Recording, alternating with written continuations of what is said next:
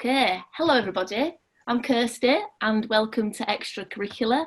Extracurricular is online sessions with ACE people to give the opportunity to learn more about different jobs in the arts. Tonight we're really lucky to have the amazing Xavier de Sousa in the house, and he's definitely someone worth sharing your Friday night with. He is an independent performance maker, curator and producer based between Brighton and Lisbon. His practice explores personal and political heritage within the context of discourse on belonging, nationalism and migration. And his session this evening will explore making theatre and performance art independently here in the UK, self-producing your own work and looking at the work of others, local engagement and partnerships, and we'll also have a chance for a bit of a Q&A at the end. I have had the pleasure to work with Zav this year and I am delighted to hand over to him now. So welcome. Thrilled to be asked to be here, so thank you very much. Yeah. I hope you, by the end of this, you don't hate my son, my voice. So let's kick it off maybe. Oh, I'm nervous, hang on a second.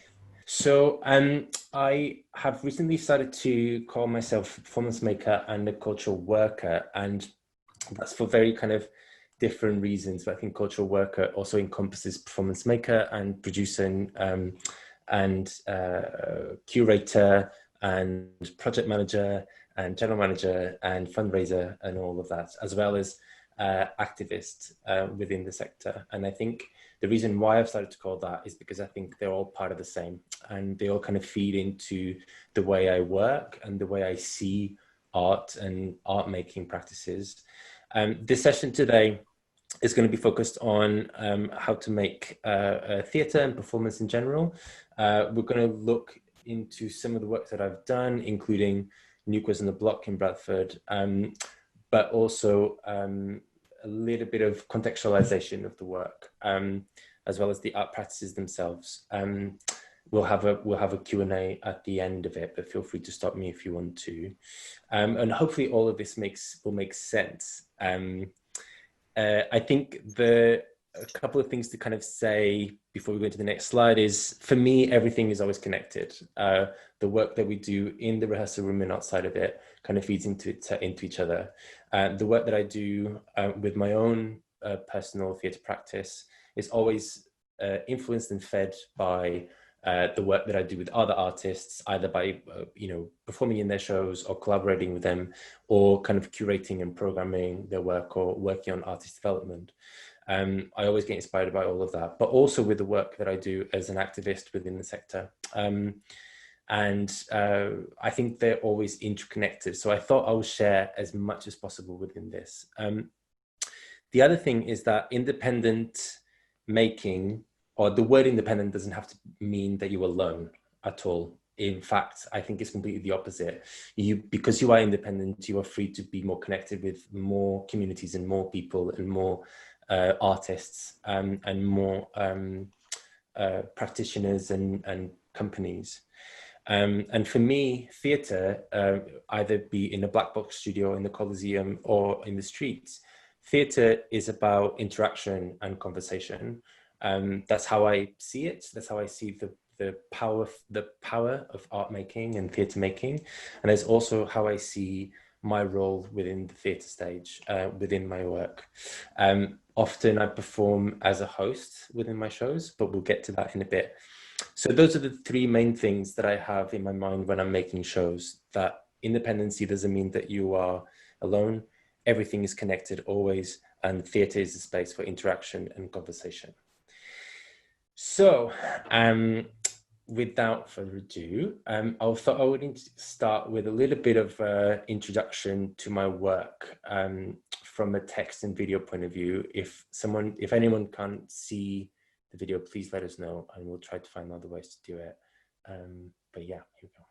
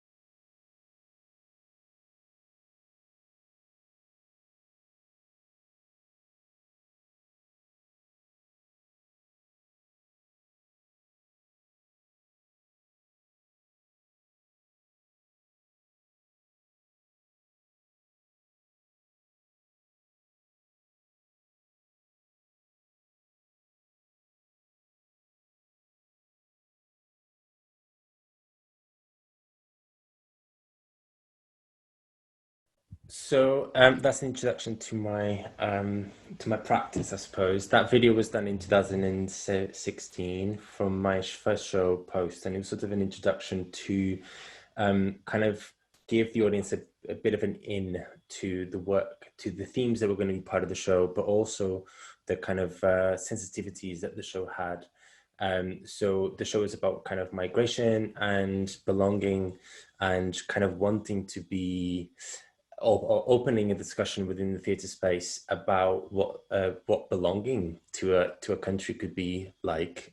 It was kind of done as a part of a moment. It was an idea that I had when I started to see loads of kind of movement around the UK with a lot of kind of anti-migrant sentiment, and it was the first time that I felt compelled to do something, because it also was the first time that I felt that I was being told that I didn't belong in a way. And that really started I had never done a solo show before, not a theatre solo show.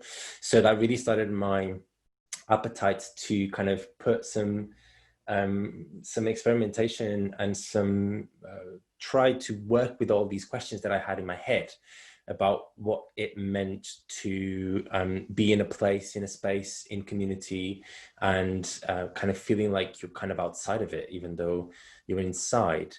And I put it here as well, the little bit of text that I usually put in with any kind of marketing materials or anything like that, because it kind of gives another kind of angle to, or more explicit angle to the kind of things that I work with usually in my practice. As a performance maker, we'll go into that actually. So we're going to do a little bit of a distinction here, just to clarify a few things, of performance maker and cultural worker, even though they are connected, they're intrinsically connected. But as a performance maker, these are the main shows that I have worked on, or I'm currently working on as a solo artist. And they don't necessarily mean that I'm alone on stage, and I'll go into that in a second. But as a performance maker, I used to perform in other people's shows, and I also did a durational installation piece back in the ages, 2014, I think it was 2016. But these were the first ones that I felt like I had some sort of ownership of what I was doing, and it was the first time that I really felt confident with putting an idea forward. The first one was Post, which you can see there with a little flame on. And Post is a solo theatre show which explored national identity and belonging in the discourses of, borders and contemporary borders, and who are we as a nation, and who are we, and does a nation have to exist? And I kind of give the example of this show specifically because I set out to make a solo show, and then halfway through it, I realized that I didn't make any sense for me to be in a show on my own, on stage, talking about not belonging. And so I wanted to bring people on stage with me, and I opened a section. So halfway through the show, I opened the show up for people to join me at the stage, on stage, and join me at a table with and eat food that I'm making in the first half of the show, kind of traditional Portuguese food, and kind of, bring people in, open that space for people to kind of engage in that conversation with me about what it is to be here in this space. And it created a sense of community in a way in that space. And together with my dramaturgs, it allowed us to kind of think about what the barriers of theatre could be and how we could play with form, thinking about borders as a form, as a format. How can we play with that, and how can we kind of try to abolish them within the theatre space, right? So it really, I would say that this is the first time that I felt like I was a proper artist, because it really allowed me to kind of think creatively and think conceptually about the themes. And it wasn't just about exposing the themes and talking about the themes, but really work with them both in the text of the piece, but also in the format. And towards the end of the show, what happens is that I become less and less of a host, and spoiler alert, I become more of a servant within the show. And so then by the end of it, I'm kind of almost not part of the show anymore, and the people at the table are the ones kind of driving it. And I thought that was an interesting kind of conversation about, or an interesting angle in terms of how me as a migrant kind of has a voice, but then kind of sometimes that voice is not so present in discussions of nationality and belonging. This is also to say that this show for me really, at the end of the show, we kind of make this thing where we say, well, there's still food left and drinks left, so anyone else hasn't come to the table yet, feel free to come. And then we create a sort of a communal space there. And that kind of show really shaped how I understand what theatre is and what theatre can be for me. So I'll take it as like my main learning curve, I suppose. And it also started this wanting to kind of understand where people were coming from, people who were coming to the show, and people who were engaging with the show, both at the table or in the audience seats, and wanting to understand where the conversations could go. So the show is framed around national identity, but also it became really important for me wherever, especially after I started to tour it. My old producer used to say that there was like 17 different versions of the show. And it's so true, because once we started to tour it, I started to understand that there was some regional contexts that were kind of being missed from that show. And different regions and different communities have different understandings of belonging and different understandings of where they sit within the broader discussions around national identity. So we started to kind of shift how we were touring a little bit, and started to have, well, two things. One was, if possible, whenever possible, we'll do a little bit of a residency in the town a couple of days before the show, just so that we could have conversations and hosting workshops and kind of understanding a little bit with the local context, and not do this kind of, coming in, do the show and then bugger off. I was going to swear there. Sorry. I do swear a lot. So if something comes out, I do apologize. But we didn't want to just be kind of coming in and out of a place and never come back, because then what's the point of having a conversation? So we've started to shift that thinking on tour, and it really kind of then meant that wherever we were doing in the show, we would weave in local stories and local history a little bit, and that felt more enriching, and the conversations felt much more enriching, and more, I think people felt more comfortable within the show as well, because they felt like they were part of something that was, arriving in town, but that there was space within that for everyone to have, or at least as equally as possible, a share of the stake that happens in the show, of the stakes of the show. So that thinking. Oh yeah, the second thing was we also started to kind of contract and or at least have conversations with people who then became our local ambassadors in each town that we kind of visited. And those local ambassadors, which will expand a little bit more on the role of the local ambassador later, but those local ambassadors is really fundamental to kind of help us contextualize the show, but also to help us kind of reach communities that wouldn't often have access to the theatre space. And within this, obviously the show is about migration, and we reached out specifically to communities of migrants and migrants of very different generations, of a very wide range of generations and identities, for the purpose that we wanted that conversation to be had with the people who are most affected by it.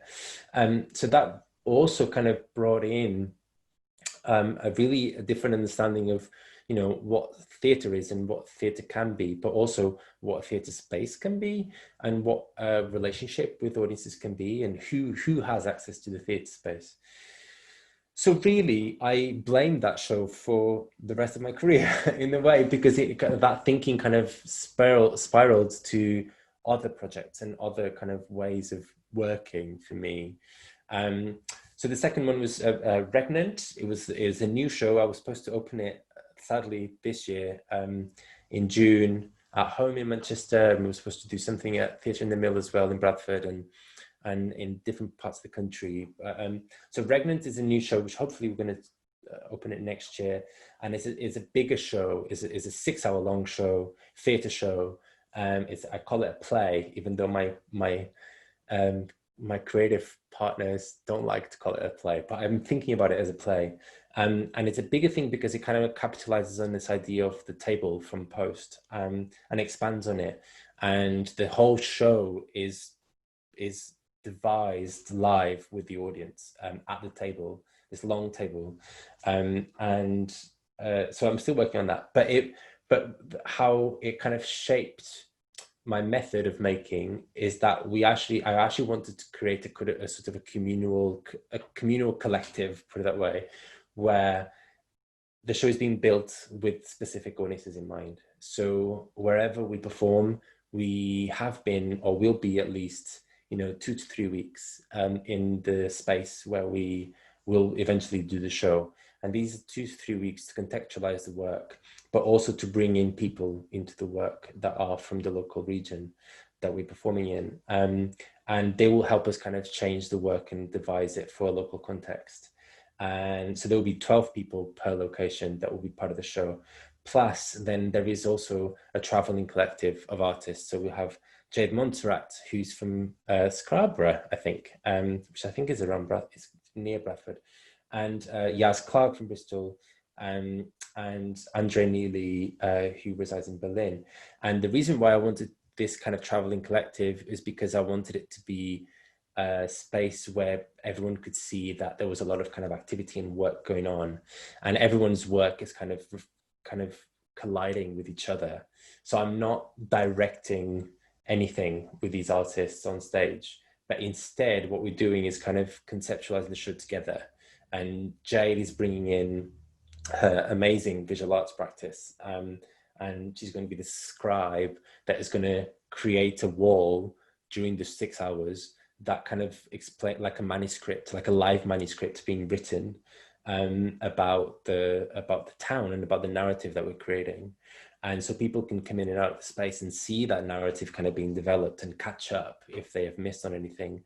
But then also Yaz, for instance, is creating a soundscape throughout the thing, with sounds from the local area and also sounds from the theatre space itself. Kind of like, imagine that you're going to a restaurant and you have your own DJ.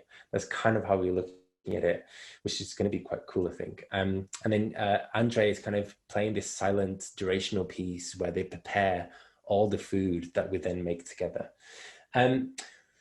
So that's how my practice is growing at the moment, and thinking more collectively and within the theatre space, not just in terms of who is called an artist, but also who is how is the audience and the participants kind of embedded in the show, and how much agency that people have in the show, and how much control we have as makers within the show itself. Within this, there's other things that we'll come into a little bit later on, kind of responsibility and care between all the artists on stage, but also with the audiences and with the participants. That is quite an intricate process. So we're trying to take almost like 2 years now to get to this stage, and to really understand who we are in that space. And then Pos is sort of a Portuguese version of Post. And the way I've included it here is because I really want to stress this, which is my work is always contextualized, at least the work that I'm making at the moment. Maybe one day I'll do something completely different, but my work, I like it to be contextualized. And so I was invited to do a version to do Post in Portugal. And I felt like it didn't make any sense because I spent half of the show talking about Portuguese history. And it's kind of devised for a non-Portuguese audience in mind. Not that that was initially the thing, but as it turned out to be, it became very strange to try to do a Post in Portugal as it is. So I said no, and instead I kind of proposed that we would start from scratch with Portuguese artists attached to it, and helping me kind of work together to kind of make this new version of a show about identity from a different perspective, which is a Portuguese migrant, I suppose, who went out of the country for 15 years and now is trying to build bridges back with the country. Well, the bridges were always there, but you know what I mean? Like trying to make stronger connections and stronger bridges between the two countries, so that distinction of the migrant kind of gets flipped on its head. And to do that, one thing that I've realized is that my Portuguese is shite now, or not as good as it used to be. And so I'm getting a shit ton of people involved to help me conceptualize it and work with it. And I also don't want to be alone on stage anymore. So I'm bringing other people in to do that, but that's next year. So this is the kind of performative work that I'm building at the moment. I'm going to go into other works now that I'm kind of working on that are not necessarily of me as a maker, but come within this umbrella of performance maker, because I think hopefully it will make sense to you as to why I'm talking about them. Because I see them all connected. So the other two are the New Quiz on the Block, which is an LGBTQ plus network and artist development program. And New Quiz on the Block has been another baby of mine for the past 3 years, and is done with the amazing Marlborough Theatre, well, Marlborough Productions now. Sorry, I should have updated that link. Oops. Marlborough Productions in Brighton, and they are a collective of LGBTQ plus cultural workers and makers and producers based in Brighton, and a few people from Bradford have come to visit and stay there in residency. And it's a wonderful, wonderful family. And they really kind of, at the same time as Post was on tour and teaching me a lot about communal spaces and community, also New Quiz on the Block did, and the Marlborough Productions team did. So they invited me to come and make this tour. It initially was conceived as a tour, and kind of come in and help running this program. So I did, and we then started, invited artists and commissioned artists to kind of do this traveling band exercise for a year, where we would go and kind of do this, the form of it was like a traveling showcase of queer artists and queer work, and that was really exciting because it felt like a proper old school rock and roll traveling band. And we all got very drunk everywhere we went, and very raucous, and did a lot of very naughty things, but also at the same time had a lot of fun and did a lot of amazing work, I think, with local and met incredible people. And really, this is why I was saying so much that I love Bradford, because I think it was the experience of traveling with New Quiz on the Block to Bradford and some of the other locations as well was really important for the development of New Quiz on the Block. Because thinking about the stuff that I was talking about with Posts and with the rest of my work, and contextualizing the work as you kind of work in different communities, New Quiz on the Block also got massively shaped by this. So initially conceived as a touring project and as a touring traveling band, we then started to understand that different locations have different wants and different understandings of what queerness might be. And New Quiz on the Block is such a queer focused project that it felt very much like we were kind of saying, we were coming in and out of the town in the space of 2 days. Come in one day, do the show, bugger off the next day. And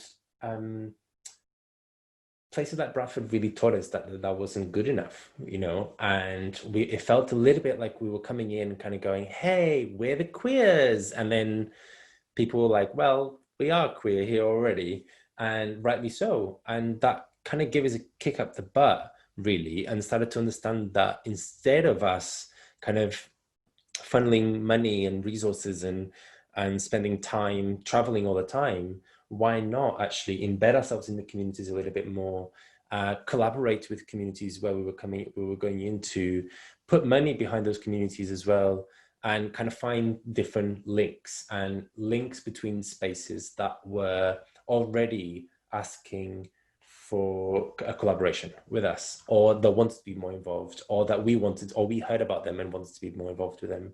So we started to make connections, started to make links, and we went and revised all the plans that we had actually. And then the next year, 2019, was fucking mad because we literally, we did so much work and, you know, commissioned so many artists and presented so much work. But it felt like for the first time, I think, with this project, it felt like we were really part of a larger community.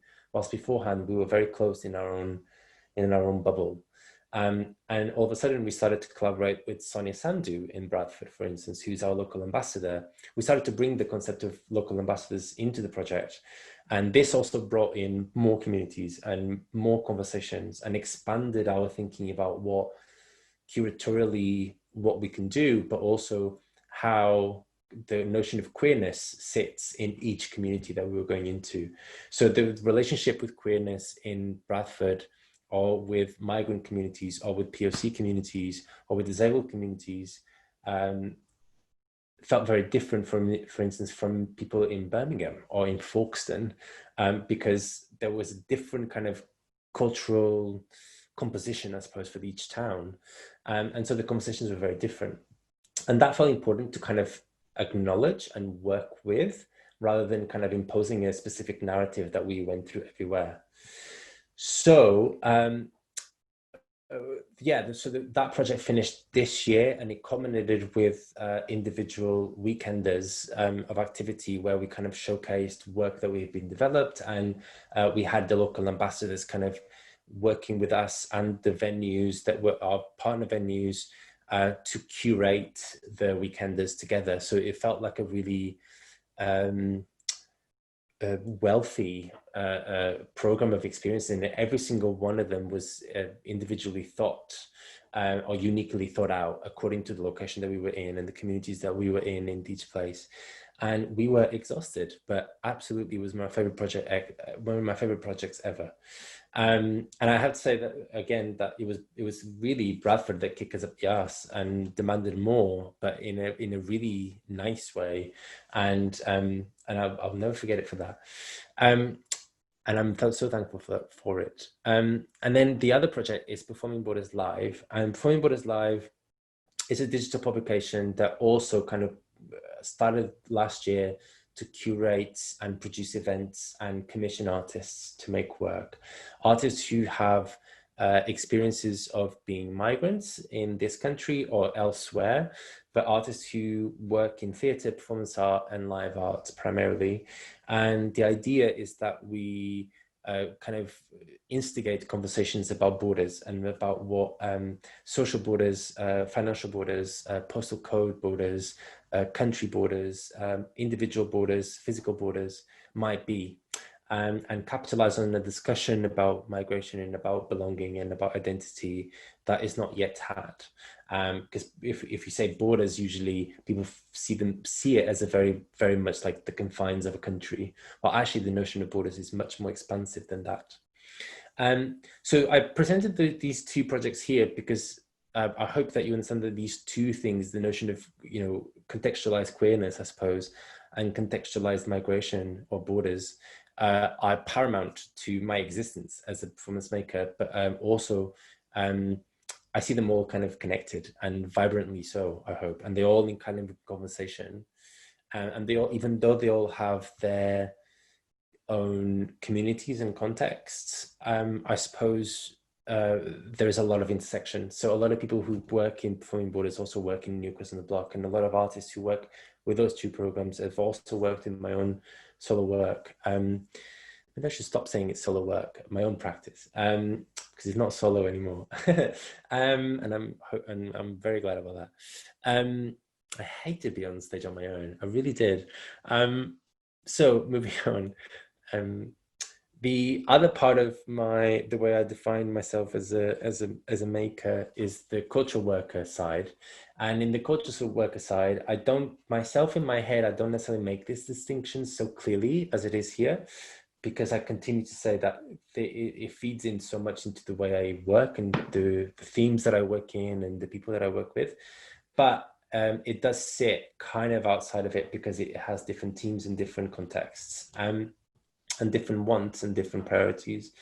And I suppose that is the Migrants in Culture. It's an activist group that kind of advocates for a better recovery of the culture sector now that talking about it now, fight against the UK government's hostile environment policies. And if you don't know what the hostile environment is a set of policies embedded all forms of government structures in the UK to make migrants or anyone who they deem as a migrant unwelcome in the country. And you can see more about that in the Migrants in Culture website if you want to.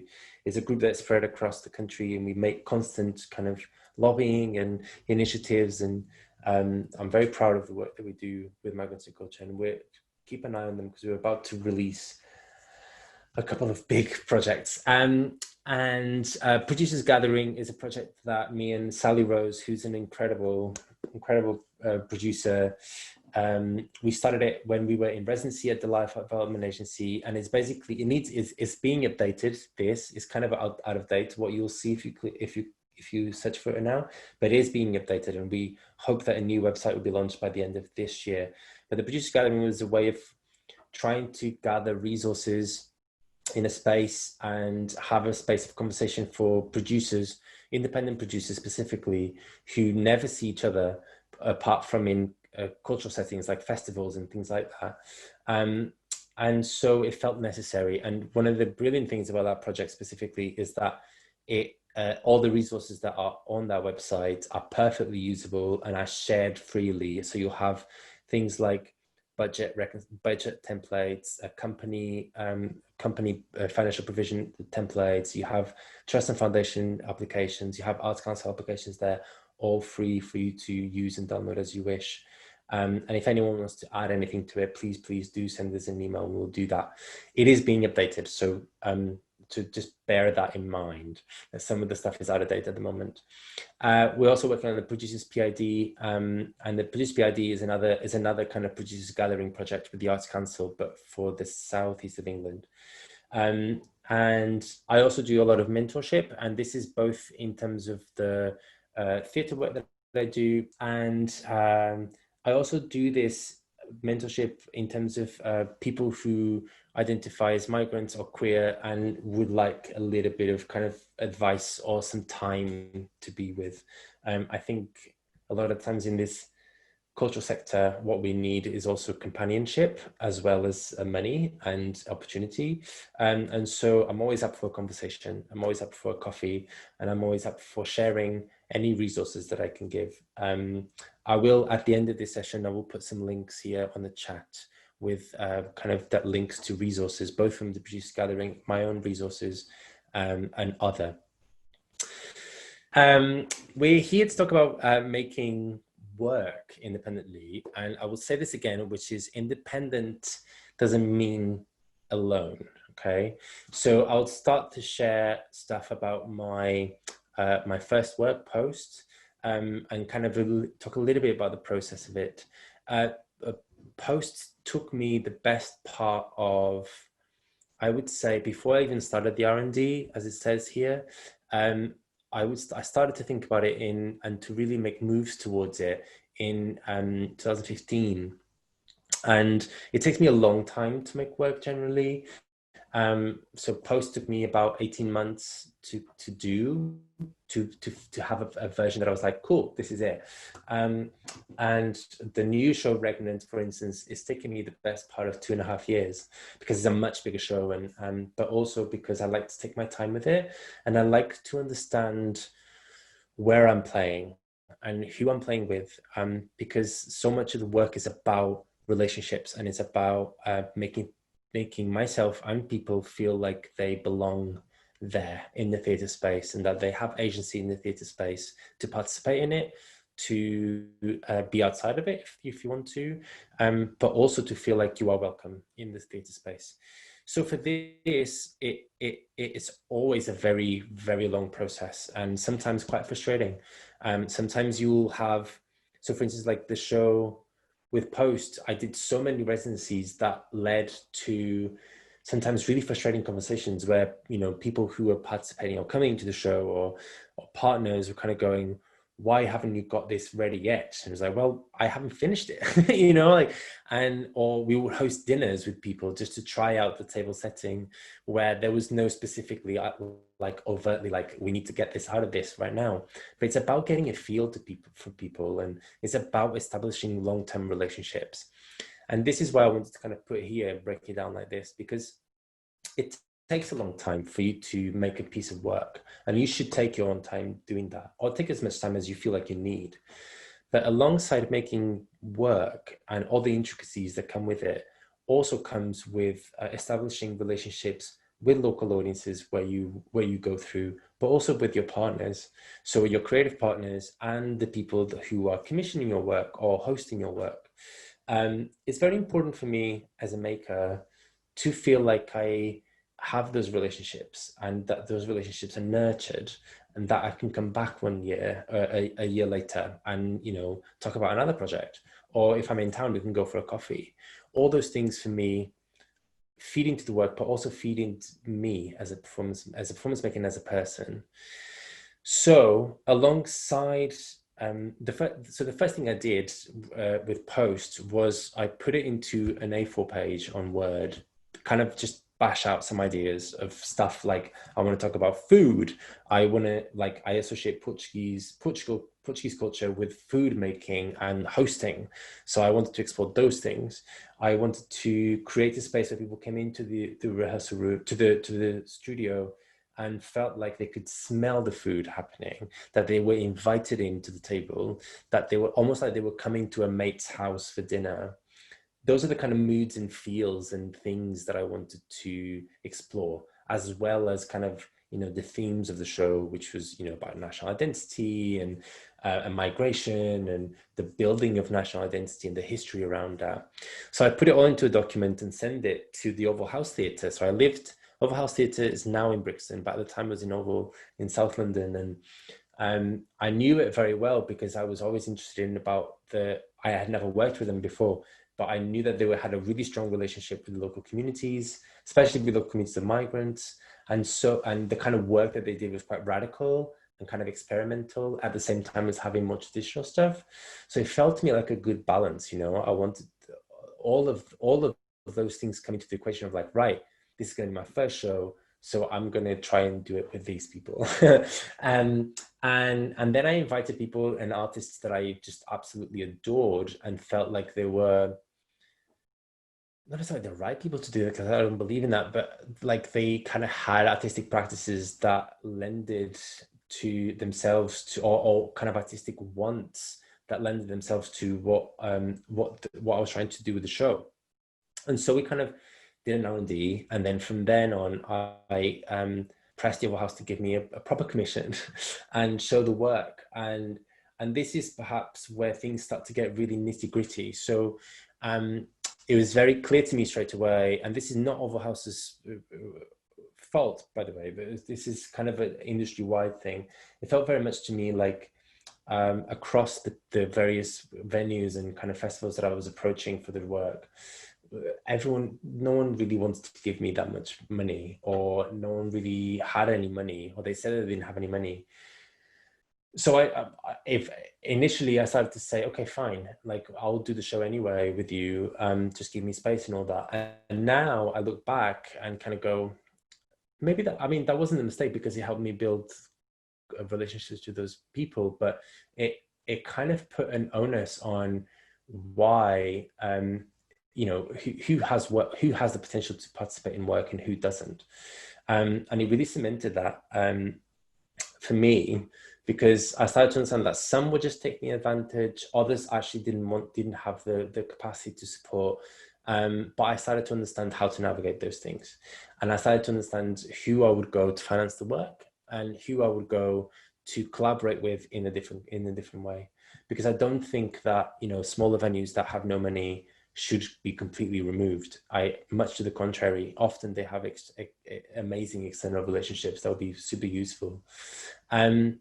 But it was also the first time that I started to, you know, write an Arts Council application for my work, and I had done it for other people, but it really felt like I needed that extra kind of support to spend time and take my time to fail in rehearsal. So the production and premiere section here took a long time. And I really wanted it to take a long time because it was my first theatre show and I had no idea how it was going to look like. And so we brought that in, and it took that long from June to September it took that long, like from the early, before the R&D, there was like, this is going to be the time period that we're going to do it. But it took a long time to kind of set out exactly how we wanted to do it and how we wanted to do the rehearsal space. So we had people coming in and out. We had people trying out the dinner table with us. We had epic failures in rehearsal, but that was so important because by the time we opened, I really understood what the work needed to do and what we wanted to say with it. And then on tour, it completely changed. I was saying earlier, it completely changed what we had thought that the table section specifically could be like, and we kept just reworking it, which is why the budget is so big. And I think that needs updating, to be honest, that budget. But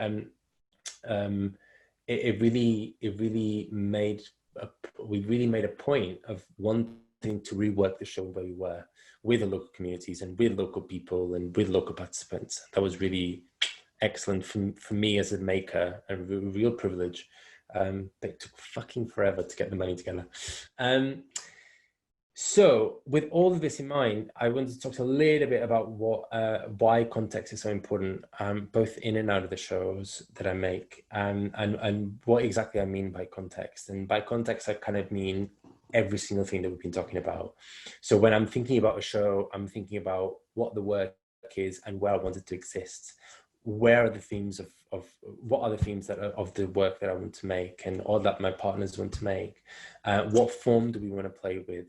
And who does it speak to primarily? So, with post and regnant, like we're talking about, migrant communities of first, second, third generation. We're talking about people of color. We're talking about, LGBTQ plus communities. And we really want to make sure that we have those communities in the room with us working. That's one of the things that I mean about context. But also this feeds into this understanding of what the work is and what kind of people might reach out to. Will also understand how to market it. And this is a later part of the process for me, but it's still very much fed by this kind of contextualization of the work. Then I think about place. If I'm not necessarily working directly with companies or venues or artists that I often work with, but I want to expand to new places, I think about who are the venues and what are the towns in the country that have specific histories or specific communities that will kind of enrich the work, or that could benefit from the work, and vice versa. So for instance, a good example is with Regnant, the new show. I really wanted to even embed ourselves even more into the community. So we're working with metal in Peterborough, in Southend, and in Liverpool, because the metal has such a huge focus on community development and artist development with community focus, but also thinking about the history of some of those towns. So Peterborough has a massive wealth of migrant value and experience to that town. It's so the history of that town is so shaped by it. Same thing as Southend, same thing as Liverpool. It felt like an appropriate right context for it. And so historically and contextually, it felt really, really, really interesting.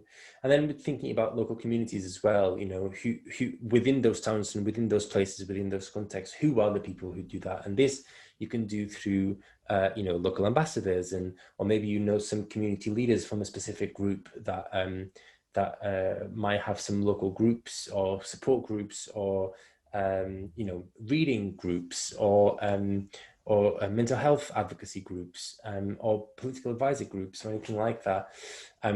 That's also part of the conceptualization of the show, I suppose. And then when I think also about context, I think about team. So for the show to be to be open enough for it to come shape and adapt to where it exists. The people that I work with also have to have that mindset in a way, or also have to have a sensitivity to that kind of contextualization and want to work on that contextualization, and or have, even if they don't have the sensitivities to it, at least they might have their own personal histories or heritages that will allow them to kind of feed into all of this.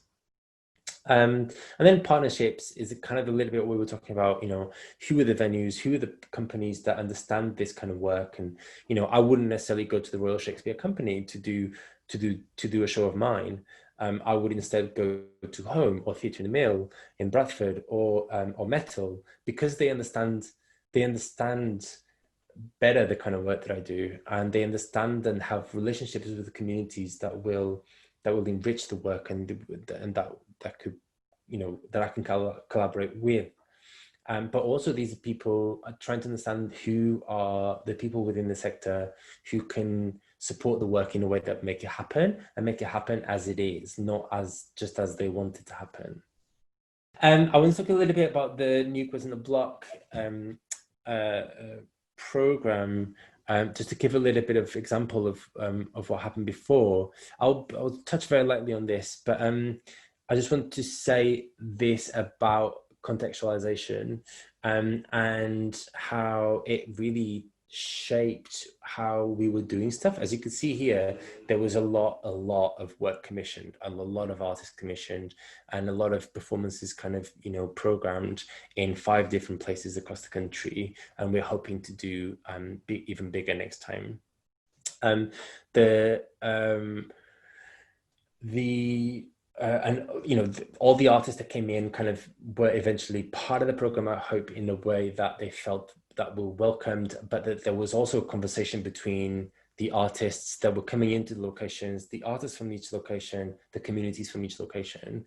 And I hope that that was achieved, specifically at the end with the Weekenders model, where there was this sort of melting pot of collaborations and artists who were on tour, but also you know, like for instance, our local ambassadors kind of fed into the programming of that, and audiences also kind of suggested what kind of artists they wanted to see, and what kind of shape they wanted the Weekender to do or to have. And alongside this, some of the works were very overtly political, but other ones were not necessarily overtly political, which I think is another important thing with New Quiz on the Block, is that we try to have this kind of understanding that the frame of it might be about queer identifying artists, but the work itself doesn't have to be about queerness or about the queer experience. It can be about whatever they want, about whatever people want to say and do. It just felt important to us that it was an open space for that to happen as well. So yeah, case study, local ambassadors, Sonia, Sandhu in Bradford. So this is a case study for me because it really embedded how we establish relationships with local communities, but also the role of the local ambassador. And it's really deeply important. Sonia was brilliant. So she was recommended to us. It was like, you know, Richard from Theatre in the Mill, we worked like on the train up there, and for the very first tour, and I texted Richard and I went like, can someone from Bradford like come for dinner with us, just to kind of talk to us a little bit about the town. And we didn't even have an ambassadors program at the time, and I mean, she was like, you need to talk with Sonia. So Sonia came for dinner with us at the last minute, and she was just brilliant because she had such a sensitivity to what we were doing, but also she knew about the town, and she knew so much about different communities in the town. And she also kind of made food, which is a bonus for me because, you know, that's my thing.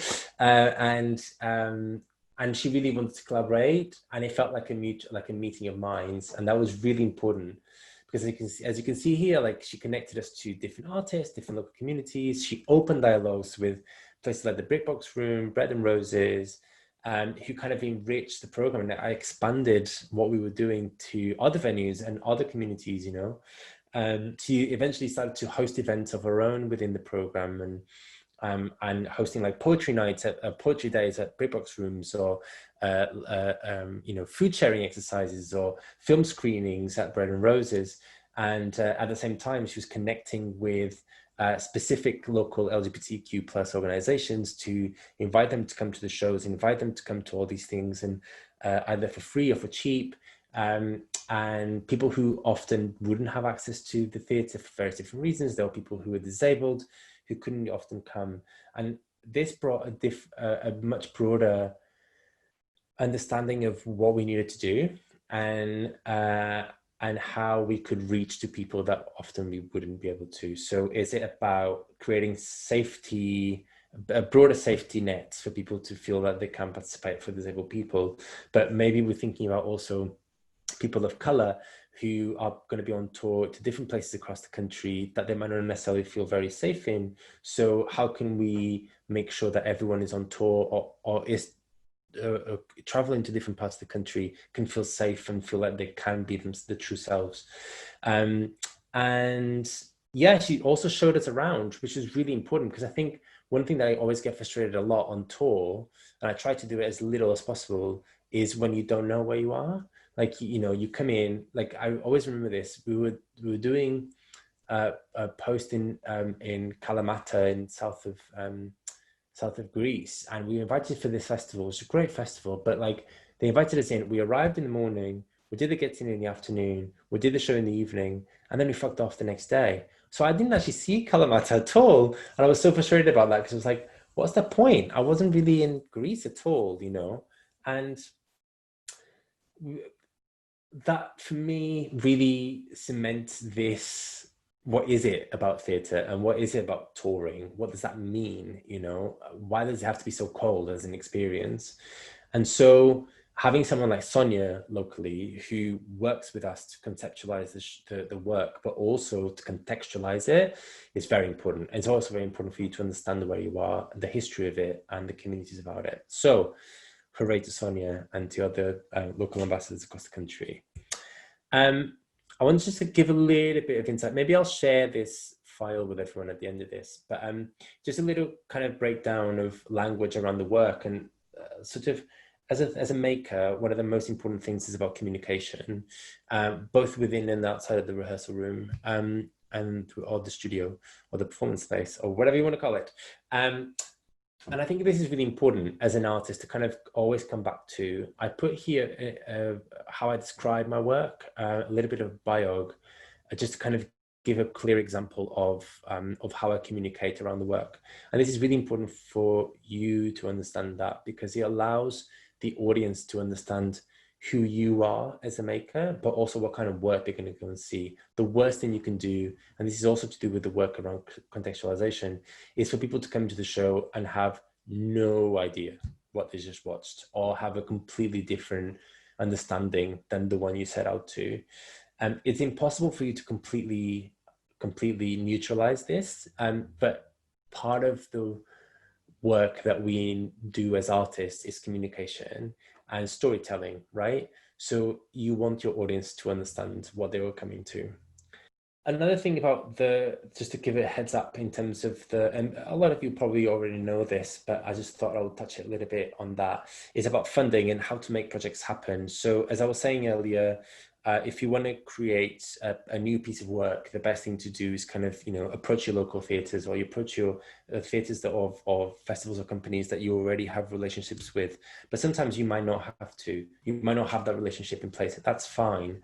What I would say is, like, you know, just put it on the A4 piece of paper on Word document and email it to the artistic director or the programmers in those spaces with kind of like, hey, I would like to have a conversation with you about this piece of work or this idea that I want to make. We've never met. Could we go for a coffee? And I think this is really important, because it neutralizes the idea that you're just after a gig. I think I don't work in the gig economy. I know a lot of people do, and that's absolutely fine. For my work, I'd rather have relationships in place. So even before I accept a commission, or even before I accept to do stuff, I'd rather have a connection with people. So I always ask for at least a conversation beforehand. Also, thinking about funding for your show, and as we said already, a lot of places don't have a lot of funding, especially now in the middle of a pandemic. It's very important to think of other ways that you can enrich your work. And this is about like finding local partnerships, or talk with your local council. Maybe they have some grants. I know, for instance, like Leeds Council have a grant for makers for making events happen.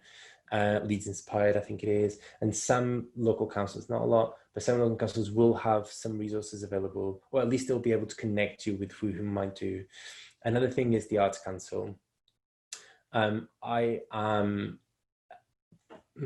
This is always say in these sessions to students or to whoever asks me about this. So, and local councils' money come from your money, from your tax revenue. Is our right to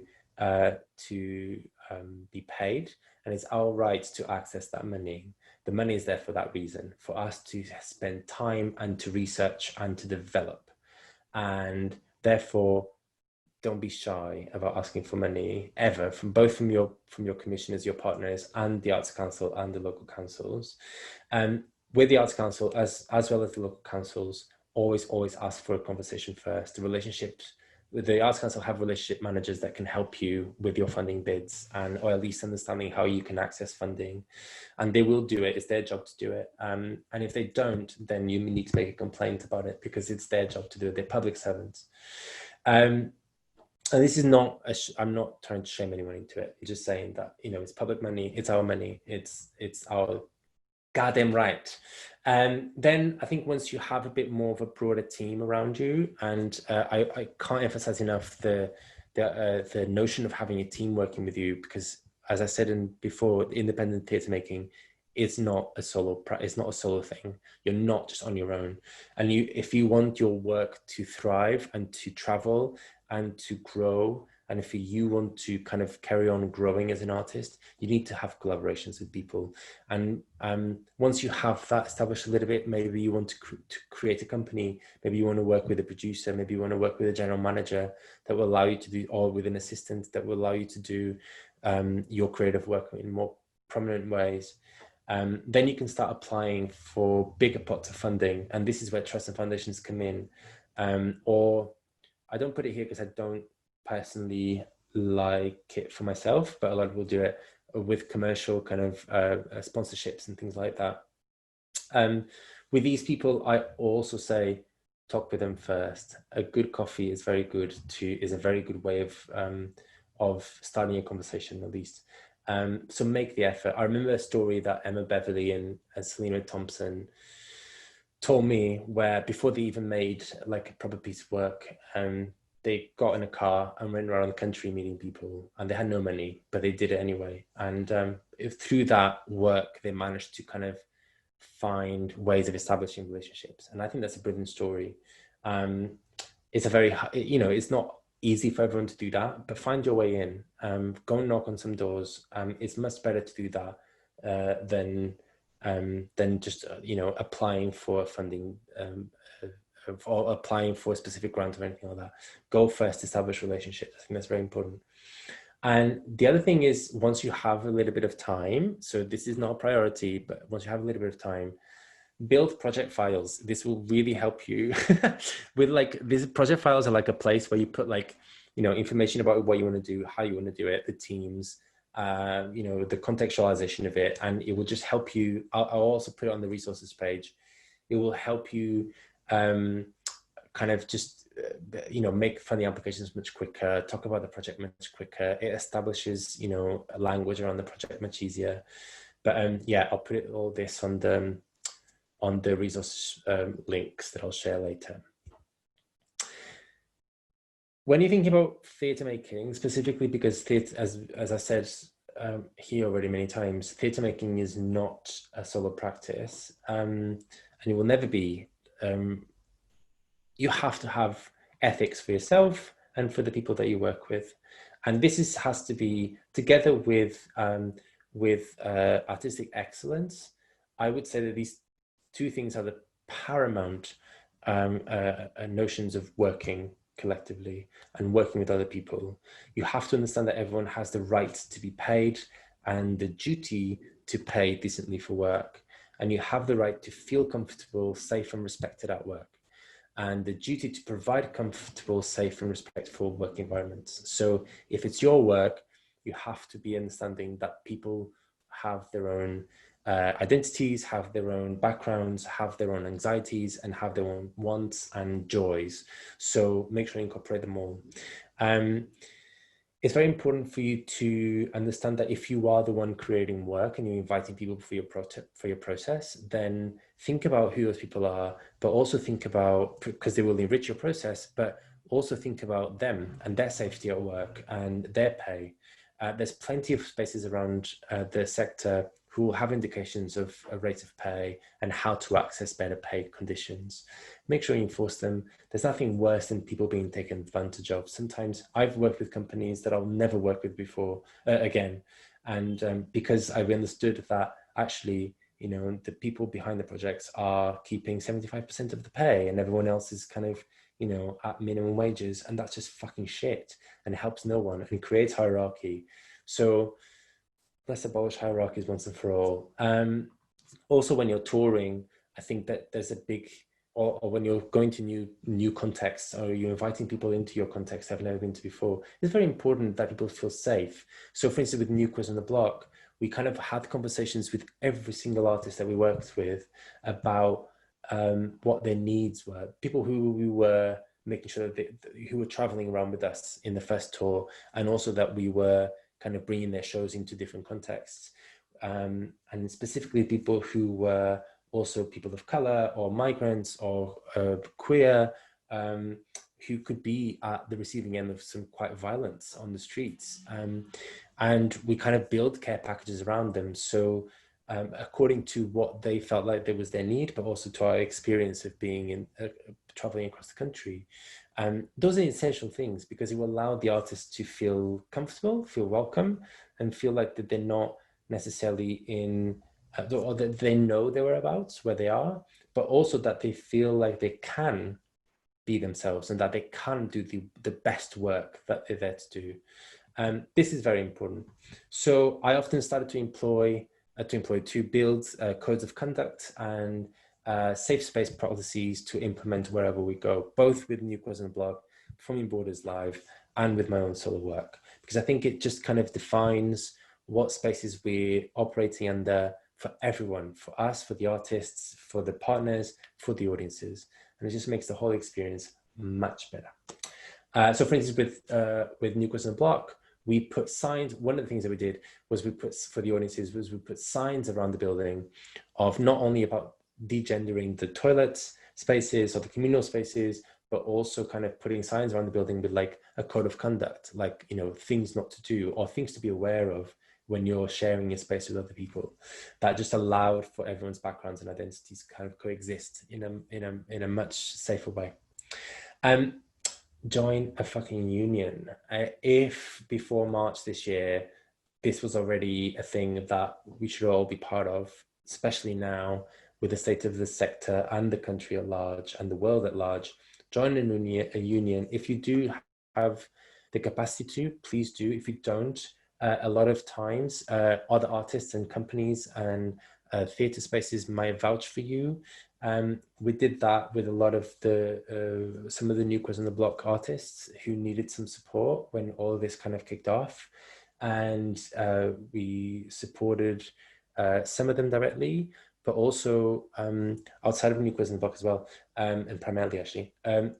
We kind of subbed some memberships, some union memberships, because people were losing jobs left, right, and center, and often without a pandemic in the way, often artists are the first ones to lose income or lose their jobs or being taken advantage of.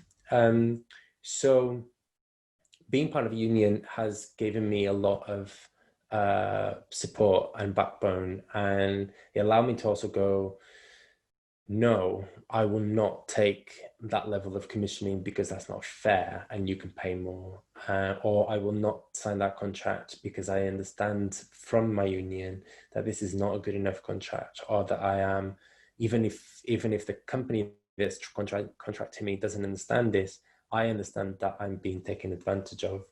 And I'm not saying that they're doing that on purpose, but sometimes it's a matter of just sector established ways of working. And there is another thing which I just very quickly say, I'm not super versed on it, but I'll put it in here anyway, which is we live in a very multimedia world nowadays. Be aware of data policies, data protection policies. Often if you are a migrant or POC or LGBTQ+, the Home Office usually sometimes gets in the way. And just make sure that when you sign a contract that there is at least a couple of lines saying that the person who's contracting you is not to share any data, any legal data related to you or your work with institutions like the Home Office or Facebook or commercial institutions that will take your data and run with it. Those are just things to be aware of. I put here just teams. This is you often the kind of thing that the kind of team that I have around me. Think about access specifically at the end there, but access support is ever more and more and so a requirement. I have some disabilities myself, and access support I want to say here specifically that will help you make your work better, but also it would help you to make your work easier to manage. That you can, I don't know if a lot of people don't know this, but you can ask for extra access support from the Arts Council if you're doing an Arts Council bid to make your work. You can, if you do it under £15,000, you can ask for another £2,500 on top of it. And this is a very brilliant thing because it will allow you to have a team that will support your development and the implementation of the project. As well as, you know, skill sharing, always skill share with everyone, always allow people, this is what I do, I always allow people to contribute to the project and to the work. There's always space for conversation for that. There's always space for influence, because I think everyone that's on this list and beyond has something to say about them and has something to say about the themes, or they might have ideas about the work. So always find time for it. And then just to wrap it up, things to remember when you're making work. One of them is breathing space.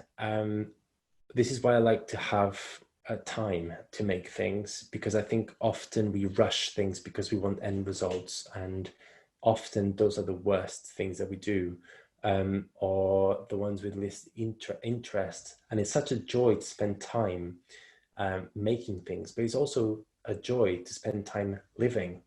Our life is not just work, and I need to remind that myself sometimes. And allow yourself creative space and creative time. Nothing is more joyful.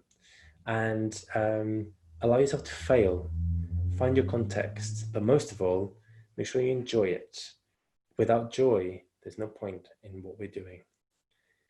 There's a few bits going off in the chat, so I know you've kind of left some time for a Q&A anyway, haven't you? Yeah, so of course. Right we can go over time. To go through to that, yeah.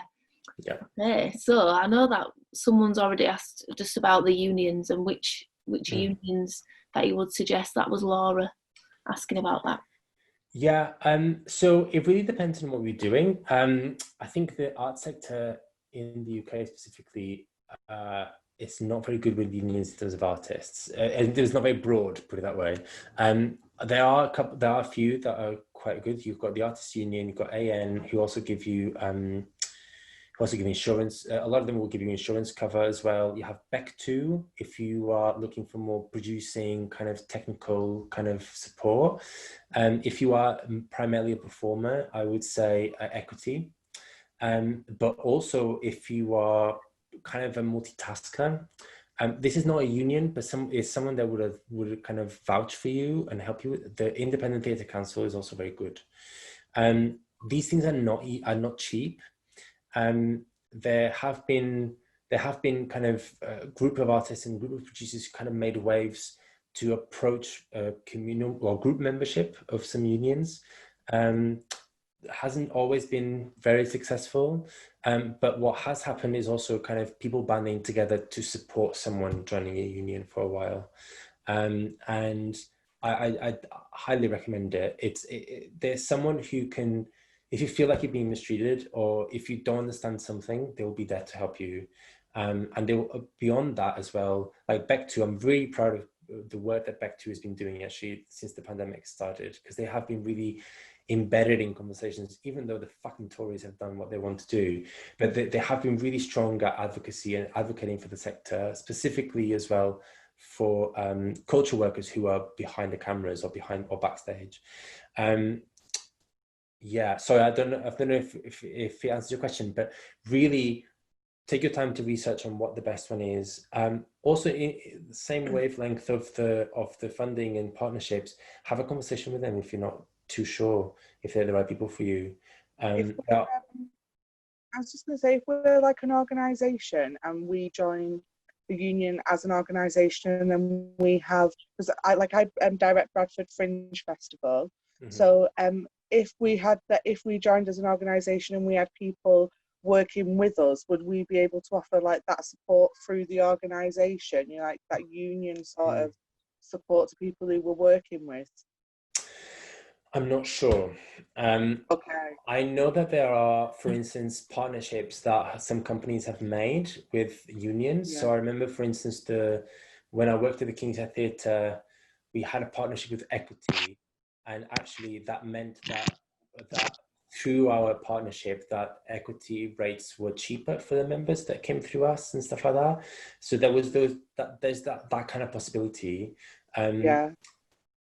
Yeah, I'm not sure if joining as an organisation is possible. I've never done it personally. Okay, but I'll find out. But yeah, I'll ask. I've got the names now of the ones that you suggested, so I'll get in touch with them and just see what we can do. Yeah, that's brilliant. Thank you.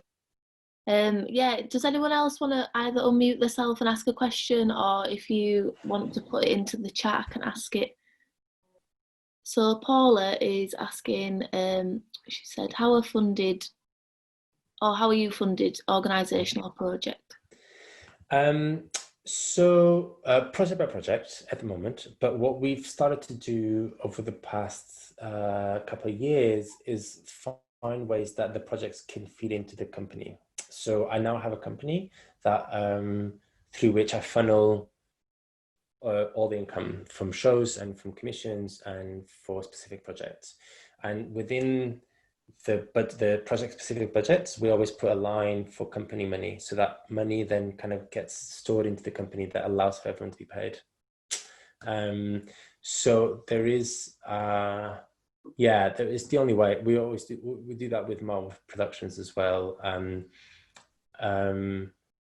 It's the only way, really, and unless you become like an NPO, I think, or you become, so prolific that people just put money into you, or you have memberships schemes or anything like that, then you start to be able to not have to do that. But I think that's at least from the projects and companies that I work with, there's always been the case, is that you always put money from the projects into the company as well to allow for that to happen. And then what you start to do is like that kind of, so like with New Quiz on the Block, for instance, we have the money that is my part of, like my fee from that budget is actually the fee that the company pays me. So the money goes into the company, if that makes sense. But yeah, so that but the funneling some money, not funneling, that's not the right way of saying it. It's like company money will be there so that we are continued to on a wage after the project's finished until we have the new project, because you have, and this is the thing, actually, this is a good thing to remember, is that when you are kind of going from project to project to project to project, you always need time after the project's finished before you start a new one, right? Because you need to fundraise for the new one, you need to prepare for the new one, you need to gather the team together, and you need to do pre-production, right? So for that pre-production to exist without you killing yourself for work is perhaps build an extra couple of grand into the other project, so that you can have time after that project to focus on the development of the new one. And it's often, you can build that into Arts Council budgets, for instance, Arts Council funded budgets, for instance. You can put that, and they would welcome that, actually, because it allows for you to reflect on the stuff that you've done and build for the future. Absolutely. I hope that makes sense. Yeah, Jenny's kind of added to that and just said about tour booking is never covered by the project grants, is it? Sorry, it was just an example to illustrate what Sav was saying, that actually when you're booking a tour, you kind of have to think about it takes a massive amount of time to book a tour. Yeah. And actually, there are ways that you can recoup some of that money in your project grant, but it's a kind of a calculated risk, isn't it? Because you might not be successful, you know. Absolutely, yeah. It's a strange thing. We were doing this like with the producers gathering. We're working on this document that kind of gives an idea of what rates of pay might be for producers, and for different kind of producers or different kind of work that producers do. And one of the things that we kept being like banging our heads against was like, how the fuck do touring producers get paid? Because it's so volatile, and you can set out to do like a 50-day tour, but actually you're only able to book in 12, but if you pay someone to do that job, like, it's really a delicate balance between how much is actually achieved and how much time that person has spent working towards your project. One thing that we've done is, so for instance, if you build like an R&D, say if you've got an R&D period of time, right? You got commission from a venue, and you've got some Arts Council funding, and or you are building an Arts Council bid or another bid or whatever to kind of complement the R&D to make sure that the project has a future. So you might employ a producer to, whilst you are in the studio R&Ding, that producer is selling the show for the future, so that you build that work already in the Arts Council grant, so that you are planning for the future already. So even though you are doing the R&D, you've got 2 or 3 grand left for a producer to work towards the future of the project. I think that's a really good point, and also documenting your work in the R&D is so vital, isn't it? Absolutely. Cool. Yeah, thanks, Jenny. We've got a couple more questions here. Vince is wondering, what are some of the pitfalls when you're creating your company? Like, what should you be watching out for? A good question. Pitfalls is it might not work out. It has been times when you kind of launch into a project or to a company, kind of go, and then 6 months later you're like, why? We don't actually, or you don't do the work, or you don't like the work. That's happened before. And we did a show from this collective that I was part of before Post. It's called Needless Alley Collective, and it was great. Like, we did a great show, great projects for 2 years, but it was all very kind of ad hoc, and it was all, everything was kind of like, the rehearsals was always like jamming sessions, and we got up on stage and we had a theme, and we kind of like improvised everything according to that. And after like 2 years, we started to get noticed, and we started to get commissions, and it was then that everything went tits up. because we all of a sudden we were kind of like, oh, we're gonna treat this properly, and do this like proper tour, and a proper commission and proper residencies, and we're going to go to Edinburgh Festival, and I had everything prepared, and then it was horrible. It killed the group. We didn't even end up going to Edinburgh. I think we cancelled everything like 2 weeks before the festival, because we just completely fell out. And I think it really showed that everyone had different priorities within the project. No, I should have said, like, I totally get that, but I should have said, like, the organizational things, as somebody who's coming from a freelance background, and sees in the next few years probably going to have to start setting up a company. What are the like organizational pitfalls of, like, all this red tape and business plans and all that kind of stuff? Yeah, exactly that. So the amount of admin is really intense. And if you are someone who, unless you have a team already, and you have people within that team that are dedicated to kind of do the more admin-led stuff, then you can operate without a company structure behind you until you have a stronger kind of, not stronger, that's not the right word, but you have a broader team, put it that way. You can absolutely do that kind of work. I would say that unless you are ready to go to much bigger budgets, or kind of approach trusts and foundations for money, or commercial sponsorship for money, then don't worry about a company just yet, because you can operate from bank accounts that are not company bank accounts. They're still absolutely legal. You can still absolutely access broad Arts Council funding with that. So find your footing first with the right people, And also, before you open a company, find what kind of company you want. Because, like, for instance, community interest companies are for me the most adequate ones and there's less admin, but they're still super admin heavy. But they have particularities, like the community interest funding companies, for instance, if they're dissolved, all the materials and all the stuff that purchased by the company, or like the material stuff from the company, has to go to community focused stuff. You can't just sell it. You can't, do you know what I mean? So like, the admin is very intricate, and the legal requirements of stuff is you have to be really careful about it. So get a team first, get a lawyer to be with you. That's what I would say, because it can really fuck you up. And also, like, you have to make a distinction between your own income and the company's income, right? And taxation on that is also very intricate. There are ways that, so everything that I do now is funneled through a company, because it allows for me to have a stronger kind of like, this is where everything is, put it that way. But also that I can get like a producer to come in or to work with me on that, put it that way. If everything was on my personal account, it would be a fucking nightmare. But also it allows you to have more efficiency in accessing funding or tax breaks. For instance, theatre tax relief, for instance, which is very helpful for small companies, actually. And if you don't know about it, get to know it, because it can really help. Like the Marlborough Productions, I think, would have completely gone bust 2 years ago if it wasn't for that scheme, because it allows more income to come in, put it that way. Yeah, does that make sense? Sorry, I've rambled a little bit there. But just don't. I was told I had such an impulse in the beginning to kind of go, I want to start a company, I'm going to legalize it, I'm going to have all these structures, blah, blah. And it was Jill Lloyd from Arts Admin, who's an icon of performance, who told me, don't worry about it. I was in the industry 30 years before I built a company. It's too much admin.